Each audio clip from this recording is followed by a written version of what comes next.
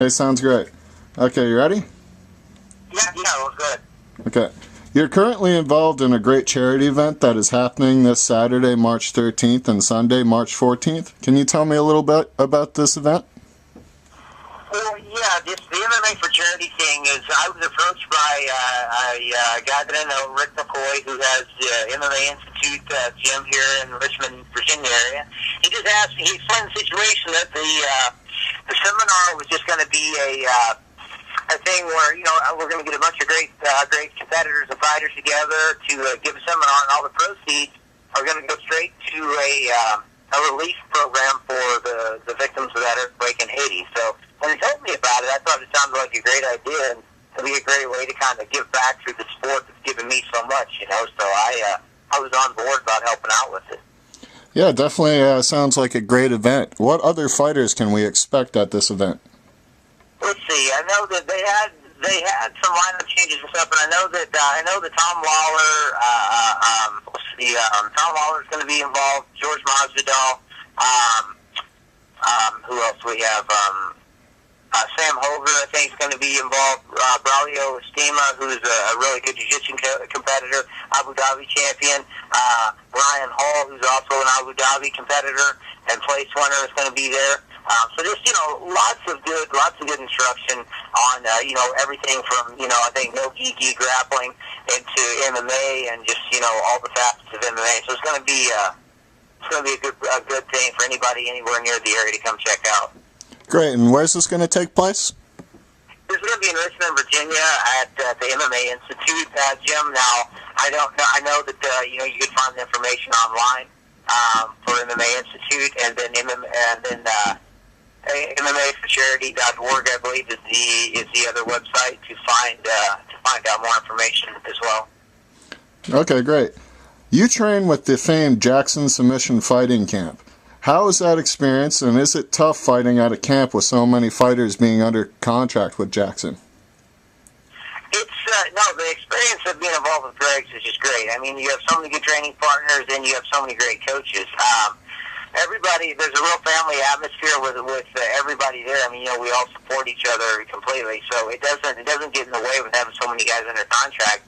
And it's also just great to have so many guys that are already in established organizations, because you have just, really top-tier training partners. Okay. Your most recent fight was in England against British Ross Pearson. That fight ended due to a cut. How frustrating is it to lose a fight that way? Well, it's really frustrating, because there's not really a decisive finish to the fight. I mean, to me, the fight could have kept going a bit longer. I mean, the blood wasn't interfering with my vision, even though that was the fear. Doctors were afraid that would happen. I told them it wasn't happening, but they still decided to stop it anyway. So, it's over and done with now, but I really think I could give Ross a lot better match, a lot better fight than I did that night, so maybe we'll get a chance to do it again sometime. He took the victory that night.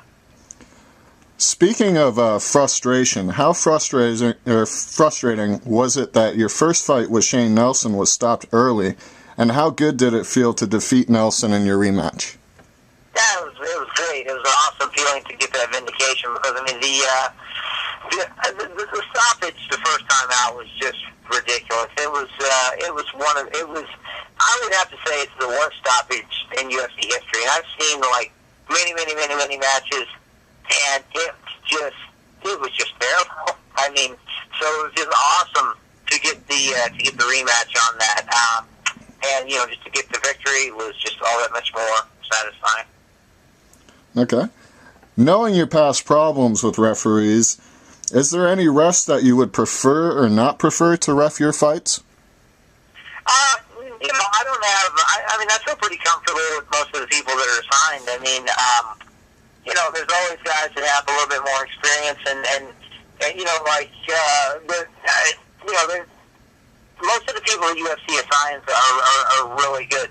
But every once in a while, you'll have something where somebody kind of makes a mistake.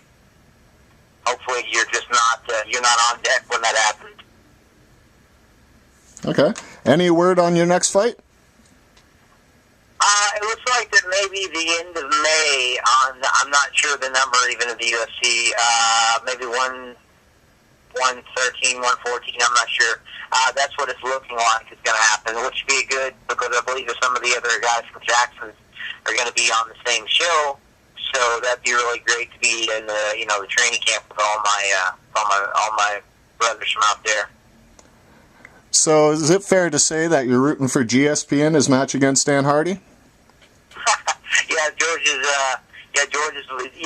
he's been a Jackson fighter for a while now. So yeah, I'm definitely pulling for George in that fight. And what would your predictions be about the co-main event for UFC 111, which features Shane Carwin versus Frank Mir? I mean, here again, Carwin is a teammate, so I'm hoping to see Carwin be able to utilize his heavy hands in that fight. You would have to avoid some of the jiu-jitsu from Mir, but Mir's a tough fighter on the setup as well, so that's going to be a really entertaining fight to see, I'm sure. Okay, great. Thank you, Aaron, and good luck with your next fight. All right, thanks a lot.